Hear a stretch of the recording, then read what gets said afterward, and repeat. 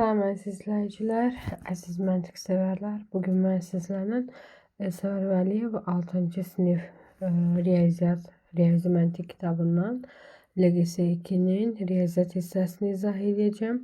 İlk öncə qrupumuz haqqında məlumat vermək istəyirəm. Bizim bu kitabın video və PDF izah qrupu 10 manatdır. Qeyd etdiyim izah hissəsində qeyd etdiyim əlaqə vasitələrindən bizlə əlaqə saxlayın və qrupumuza qoşulun. Ödəniş sadəcə bir dəfə olunur. Yenə qeyd edirəm. Video və PDF izah. Baxın, bəziləriniz kitabın PDF-indən dəyişik salırsınız bunu. Yəni bizə müraciətdə kitabın PDF-ini istəyirlər. Xeyr, PDF izah bu formadadır. Nümunə olaraq sizə göstərmək üçün PDF izah hissəsinə girmişəm. Baxın, LGS 2-nin riyaziyyat hissəsi bu şəkildə yazılır. İstər müəllimlər, istər liseyə hazırlaşan şagirdlər, yəni kim istəsə bu PDF-lərimizdən faydalana bilər. Həm riyaziyyat, həm riyazi məntiq hissəsi LGS 2 PDF izah forması, yəni başlığı altında qruplarımıza atılır. Qrupa daxil olmaq üçün bir dəfəlik ödəniş 10 manat təşkil edir. Başlayaq izahımıza. Deməli, izahımıza başlayaq.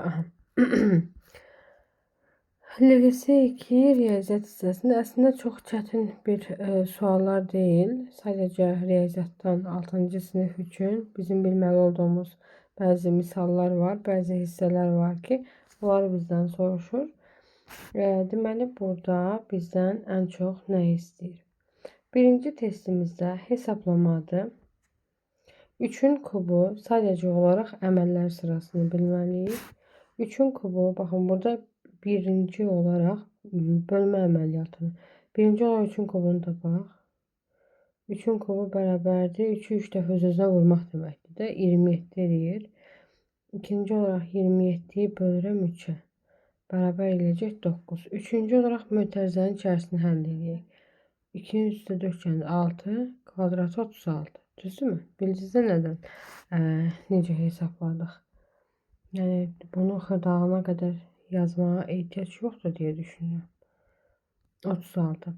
Dördüncü olaraq 36-yı bölürəm 9-a.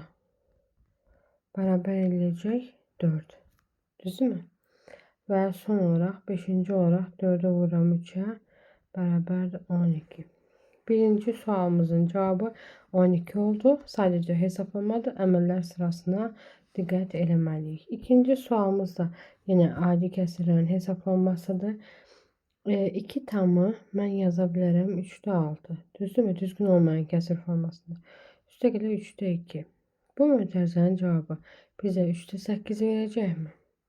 Növbəti 2-də 1-dən 4-də 1 çıxanda ortaq məxrəc 4-ü yaza bilərəm.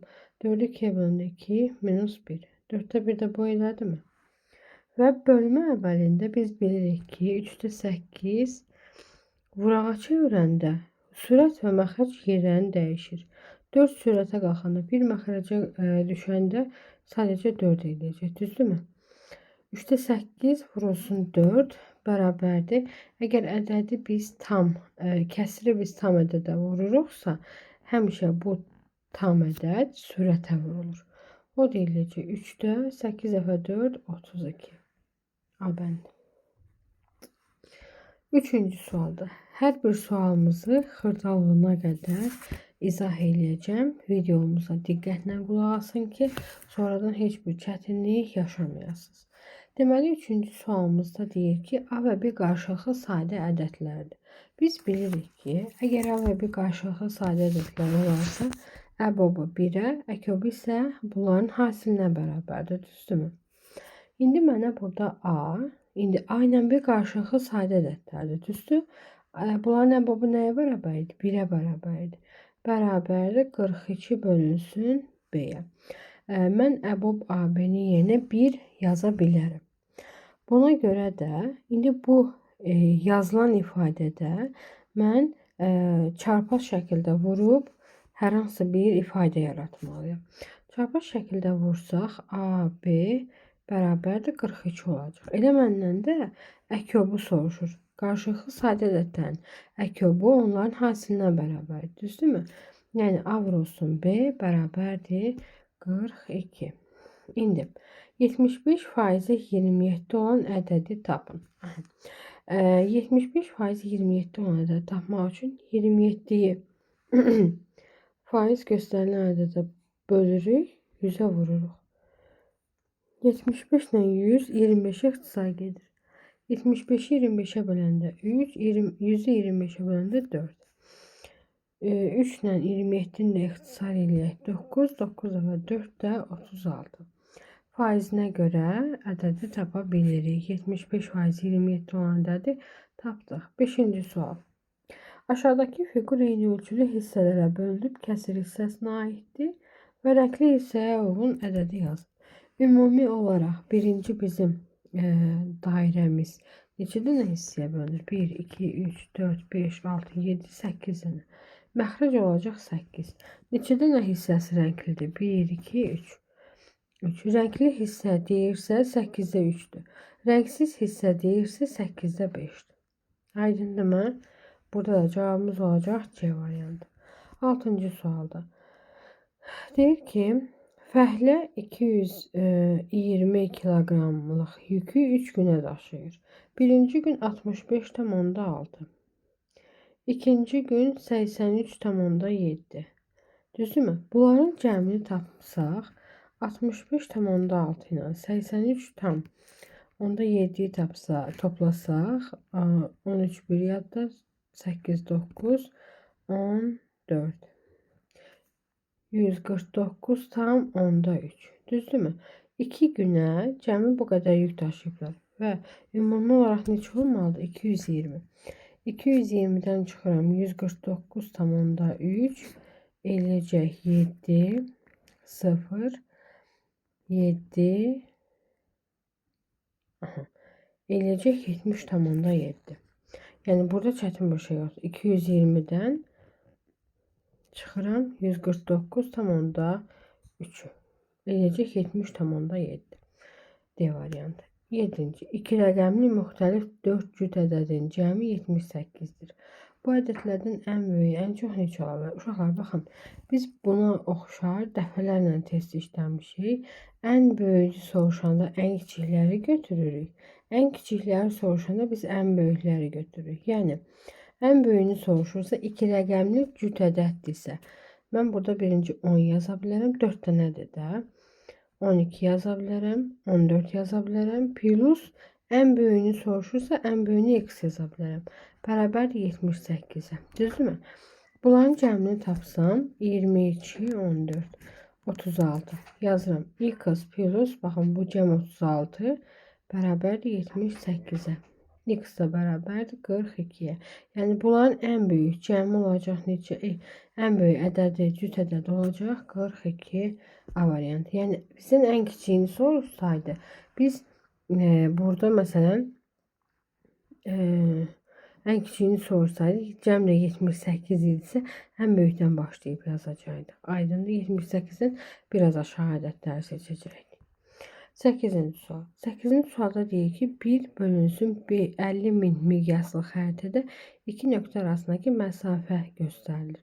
Yəni 1 santimetrə 50.000 ayrılıbsa, bizdən 3,4 santimetr soruşur. Ona görə də biz burada 3,4'ü vururam 50.000'ə. Düzdürmü?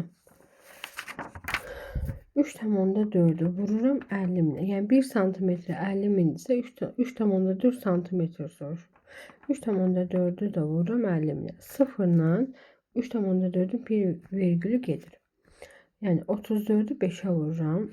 22 yadda 17. Arkasında 3 tane 0 var. Düzdürmü? Daha doğrusu 170. 3 tane 0. Eləcək 170.000. 170.000. Bu nədir? Santimetrdir. 170.000 santimetrdirsə, məndən də kilometrinə istəyib. 170.000'i 1 kilometrimiz neçə santimetrdir? 1 kilometrimiz 1000 metrdir. 1 metrimiz də 100 santimetrdirsə, 1000'in arxasına 2 dənə də 0 yazıram. Eləcək 100.000. Yəni 170 mini 100 minə böləndə 1,7 eləyəcək. A bəndi. Növbəti 9-cu sual. 20-ci suala qədər izah eləyəcəm. Növbəti hissəmizdə, videomuzun növbəti hissəsində riyazi məntiqlə davam eləyəcəyik. Deməli, 9-cu sualda deyir, aşağıdakı ədəd oxu xətlərlə bərabər hissələrə bölünmüşdür. İndi mən burada baxmalıyam ki, 0 ilə 1 arasında nə qədər nöqtə var? 1, 2, 3, 4, 5, 8, 9 dənə. Deməli, məxrəc 9-dursa, R olacaq burada nə? R bərabərdir 1, 2, 3. 1,9'da 3. Düzdürmü? 1-dən sonra gəlir axı. T də bərabərdir 2,9'da 1, 2, 3, 4. Və məndən T minus R'i soruşur. 2,9'da 4 ilə 1,9'da 3'ün fərqi 1,9'da 1 eləyəcək. 10-cu sual. Deyir, pulunun 7'də 3'ünü xərclədikdən sonra qalan pulunun 3'də 1'ini qardaşına verən Həsənin. İndi bura baxın. Deyir ki, pulunun x minus 7'də 3'ünü xərcləyib. Minus qalan pul nə qədərdir? 7'də 3'ünü xərcləyibsə, burada qalır 7'də 4. Və deyir ki, qalan pulun 3'də 1'i. Bura 3'də 1. Düzdürmü? Qalan pulun 3'də 1'i deyir axı. Bərabər eləyəcək 21'də 4'ə. Qalan pulunu 21'də 4x-ını da kimə verir? Həsənə verir. Və 16.000 manat pulu qalır. İndi 16.000 manat pul qalır. 1000 də yazaq. İndi bunları kəsirdən azad etmək üçün hər tərəfi 21'ə vuraq. Çünki bu kəsirdə mən bunları azad etmək istəyirəm. Ətrafını silirdim. Hamısı silindi. 21'də 4x. 21'ə vuranda burada olacaq 21x çıxaq. Burada 21 ilə 7 3 ixtisar gedəcək. 3'ə vuranda 9x çıxaq 4x. Bərabərdir 16.000 vuraq 21'ə. Yəni vurmuram. Nə isə ixtisar gedər deyə düşünürəm. 21'dən 9 çıxanda eləyəcək 12. 4 çıxanda 8. 8x düzmü dedim?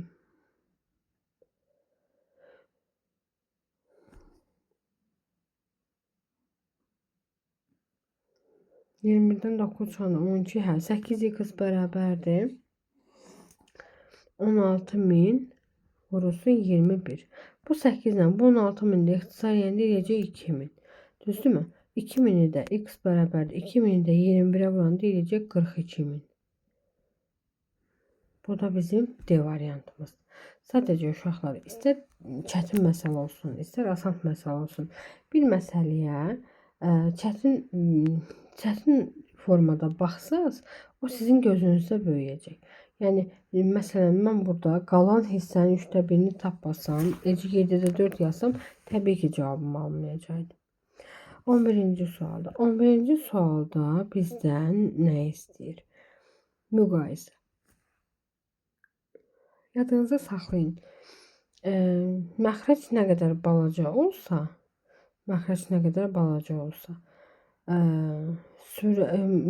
müqayisəmiz bir o qədər böyük olur.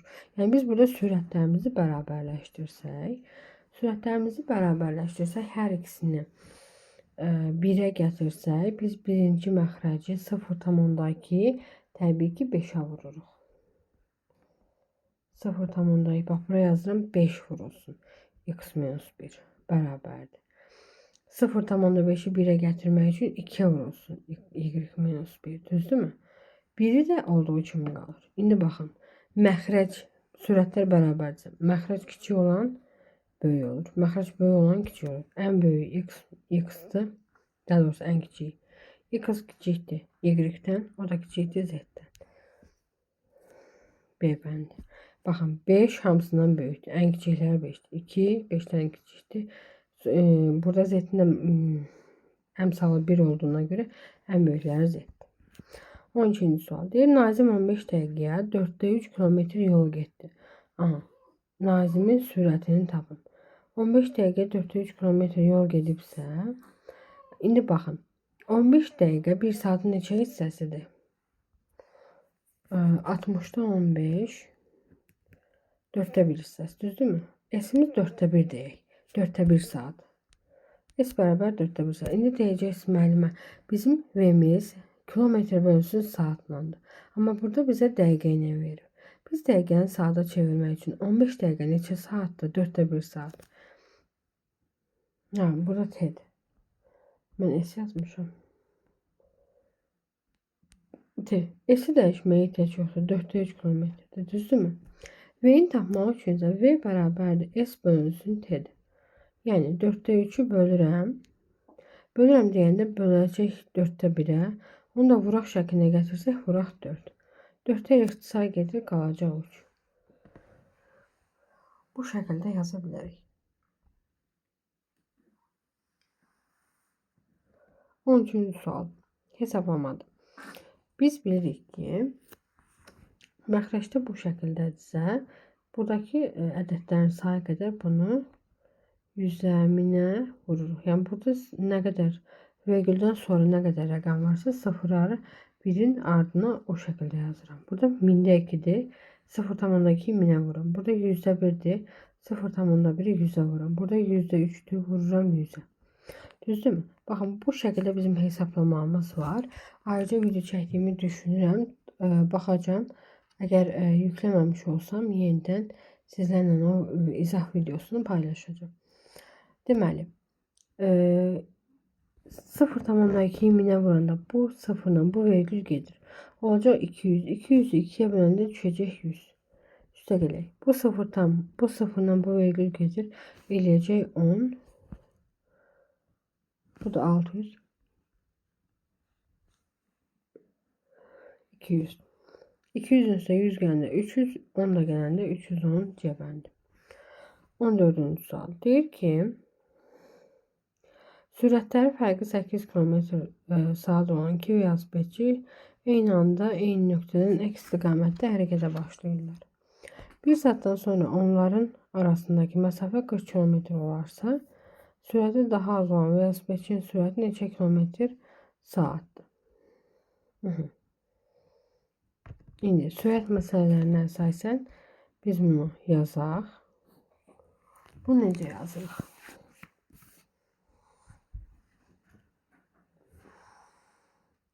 Yazıram, özünüzdə də qeyd edin, ekrana yazacağım indi. 14-cü sualımızdır. Deməli, birinci x olsun. Bunların fərqi 8-dirsə, digərinki x plus 8 olsun. Və bunlar cəmi neçə kilometr yol gedirlər? Yəni, bir saata qət olunan məsafə nədir? X üstə gəlir, x plus 8 bərabərdir 40, düzdürmü? 40 kilometr. Deməli, 2x plus 8 bərabərdir 40'dırsa, 2x bərabərdir 30, 2x bərabərdir 32, x bərabərdir 16'ya. Sürəti daha az olan velosipedçi saatı neçə kilometr yol gedər? 16 ilə 24. Bunların arasındakı məsafə, bir saata arasındakı məsafə 40 km olarsa. Yoxlaya da bilərik, aslında yoxlamaya ehtiyac yoxdur. 1x, 1x plus 8 və bunlar arasındakı məsafə, yəni bunların cəmi 40'a bərabər edirik. Məsafə 40 km olarsa. Yəni bu sürətlərini 40 km ərzində getməlidirlər. Ona görə cavabımız eləyəcək 16. 15-ci sual. Aşağıdakı fiqur eyni ölçülü kiçik kvadratlardan əmələ gəlmişdir. Böyük fiqurun perimetri ilə bir kiçik kvadratın perimetri neçə? Bir kiçik kvadratın perimetri 4. Böyük fiqurun perimetrini tapmaq üçün isə mən sizə qeyd edədiyim qayda ilə kənar tərəflərini sayıram. 1, 2, 3, 4, 5, 6, 7, 8, 9, 10, 11, 12, 13, 14, 15, 18, 19, 20, 21, 22, 23, 24, 25, 26, 27, 28, 29, 30 dənə. 30 dənə kənardır, 4 dənə də daxilidir də, bu kiçiklərdir. Və bunların bizdən nəyini soruşur? Neçə dəfə böyükdür deyir. Bu da eləyəcək 7,5. B bəndi. 16-cı sual deyir ki, bir qutudakı qələmləri 8, 8, 14, 14 və 18, 18 qruplaşdırdıqda hər dəfə 5 qələm artıq qalır. Ümumiyyətlə uşaqlar, bu tip misallarda biz ədədlərimizi elə seçməliyik ki, 8-ə böləndə, 14-ə böləndə, 18-ə bölünəndə qalıq 5 alınsın. İndi biz burada cavabımızı yoxlayaq. 8-ə böləndə qalıqda 5 alınan, 18'e bölündü, 14'e bölündü. 2'ye ve 7'ye bölünmelidir. 18'e bölündü, 2'ye ve 9'a bölünmelidir. Baxaq burada 8, 17, 18, 22, 14, 6, 8. Ha, 5 qələm artıq qalır deyir. Hə, tamam. Deməli, 512'yi 8'e bölək. 512'yi 8'e bölsək, önce bunu yoxlayıram. 512'yi 8'e bölsəm 51'in içində 6 dəfə 48, 32'nin içində 4 dəfə. 512 ise uşaqlar bir dənə bir yolda deyil. Məsələn deyəcəksiniz ki, bu müəllimə indi başlayacaq bunları bölməyə. Yani 512'ni böleceğim, 14'e böleceksiniz, 18'e böleceksiniz. Yani bu şekilde yazabilirik. Sadece olarak 512'yi 8'e böləndə əgər tam bölünürsə, 5 qələm artıq qalmırsa, artıq biz bunu götürə bilmərik. Çünki 8'e də bölünəndə, 14'e də bölünəndə, 18'e də bölünəndə 5 qələm artıq qalmalıdır. İndi 509'u 8'e bölək. Burada təbii ki 50'nin içində 6 dəfə 48, 2, 29'un içində 3 dəfə 24, 5 qalağımız qaldı. 8 şərtini ödədi. İndi 509'u mən bölürəm 14'e. 3 dəfə eləyəndə 42 eləyəcək. 89'un içərisində 14, 7 dəfə olanda neçə eləyir? 28, 98. Yox, 6 dəfə olanda 64 eləyəcək. Düzdürmü? 5, 25 7 dəfə olacaq belki. 7 dəfə 4, 28. 7 dəfə 4, 28, 2 hatta 98 eləyir. Biz 50'ni 14'e. 50'nin içində 14, 4 dəfə 4, 16, 4 dəfə 4, hə, 3 dəfə 12, bir yadda 42, 8, 89'un içərisində 14, 94, 6 dəfə 4, 24, hə, bu 84 eləyir. Bəli, cavabımız 509'dur. Yəni 8'e bölünəndə, 14'e bölünəndə qalıqda 5 alınır. Böyük ehtimal 18'e bölünəndə də qalıqda 5 alınacaq. 18'e bölünürəm. 2 dəfə 36, 4, 1, 14, 149'un içərisində neçə dəfə eləyəcək? 7 dəfə yoxlayaq. 7 dəfə 8, 56.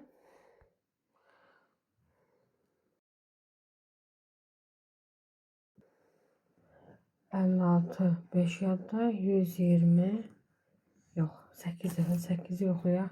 8 dəfə 8, 64. Bəli, şərtimizi 509 ödəyir. 509'u 8'e böləndə düşəcək 20. Neçədir bu?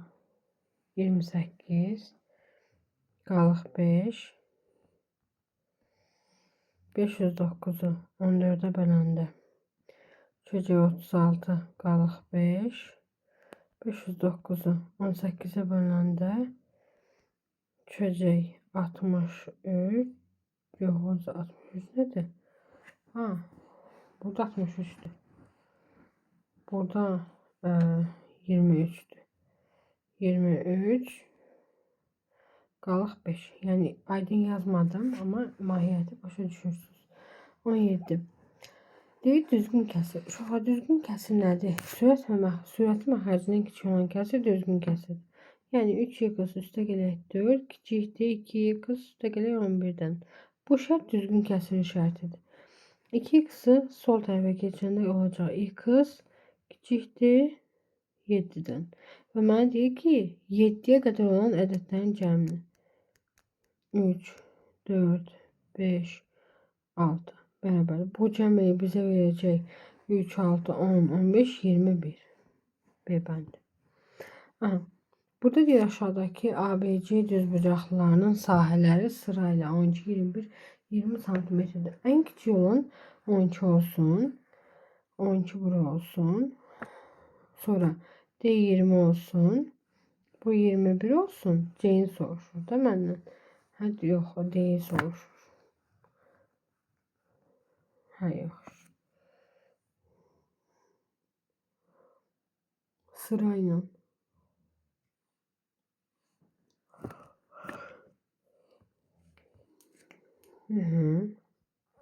Yani bize verilen ABCD formasında A'nınki 12 idi, B'ninki 21 idi, C'ninki 20 idi. İndi baxın, 12 idisə 12 ilə 21-ə mən bura elə ədəd verməliyəm ki, həm 21-in vurğunda iştirak eləsin, həm 12-nin. Mən A'nın bu sahəsinə 3 verirəm. N'ə də 4 verirəm. Bura 4-dürsə, burada 5 olacaq. Düzdürmü? 21-dirsə, bura 3-dürsə, burada 7-dir. Deməli, burada 7-dir, burada 5-dir.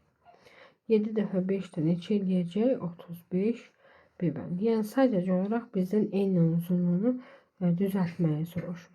19. Otağın düzbucaqlı şəklindəki döşəməsinin tərəfləri 6 metr və 9 metrdir. Yəni 600-ü ilk öncə vururum 900-ə.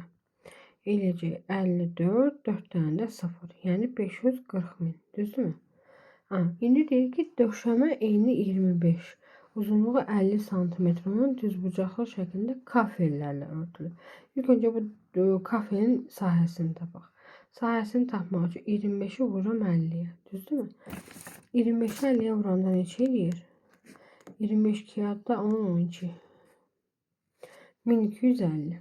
1250. İndi mən də burada nə edirəm? 540 mini, yani bu tip hesaplamalarda çalışın əliniz hesaplamaları öyrənsin. 540 mini bölürəm 1250'ye. O da eləyəcək 432. Yəni burada sıfırları silə bilərsiniz və sadə hesaplamalarımızı apara bilərik. 20-ci. Deyir, muzeyə giriş bileti böyüklər üçün 5 manat, uşaqlar üçün 2 manatdır. Hər bir ata var, ana var və 3 uşaq var. Düzdürmü? Böyüklər üçün 5 manat, 5 manat, 3 tane də uşaq varsa 6 manat. Bunlar cəmi 16 manat eləyirmi? Ay sağ ol. Və burada deyir ki 4 ailə. Mən ilk öncə bunu izah hissəsini yazanda 16 tapdım, baxdım gördüm cavab yoxdur. Məsələni bir də oxuyanda gördüm ki 4 ailədən bəhs edir. Yəni 16 vuraq 4 bərabərdir 64 C variantı. Uşaqlar, riyaziyyat hissəsi bitdi. Növbəti hissə, növbəti videomuzda riyazi məntiqdir. Qeyd etdiyim kimi qruplarımızda yoxsunuzsa bir çox məntiq kitablarımızın qrupu var. Bizə izah hissəsindəki nömrəyə yazıb kitablarımızdan tanış ola bilərsiniz. İzlədiyinizə görə təşəkkürlər. Hər birinizə uğurlar.